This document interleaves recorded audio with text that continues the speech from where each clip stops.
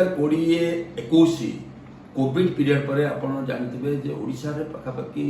7772 school closure merger रे विभिन्न school सहित मिसी जाता कि सरकारी स्कूल को बंद कराइला से पाखापाखि 13,150 ऊर्ध्व स्कूल को बंद करने सरकार निष्पत्ति लेते उभय केंद्र सरकार राज्य सरकार गोटे स्कीम रे 40 रु कम और 20 रु कम पिला थिबा संख्यार जो स्कूल गुरा नियर स्कूल मर्जर करते कि बहुत जगह क्लोजर भी करते सर्वदलीय बैठक पाखापाखि सर्वदलीय बैठक में समस्त निष्पत्ति नहीं आम एत बड़ मर्जर को एक्सेप्ट करवा नहीं आम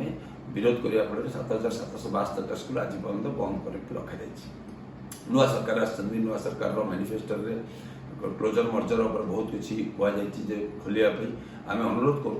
जो स्कूल गुड़ाक बर्तमान खोली हम पिला मैंने अपेक्षा कर अभिभावक मैंने पढ़िया सुविधा अच्छी जो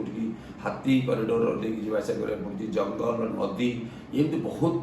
असुविधार पिला जीवासा कर जगह गुरा खोल जाऊ आम हिसाब से पाखापाखि अधारू अधिक स्कूल बर्तमान खोल अवस्था अच्छी तो खोल जापर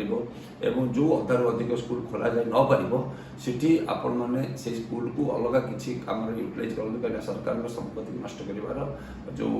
आमर कहार इच्छा नहीं तेणुक आम निज प्रॉपर्टी आम यूटिलाइज करवा तेना माननीय मुख्यमंत्री को अनुरोध करूँ जी अच्छा नित्यानंद बाबू आमर माननीय शिक्षा मंत्री अनुरोध करूँ तुरंत आप विहित कार्यानुष्ठान ग्रहण करके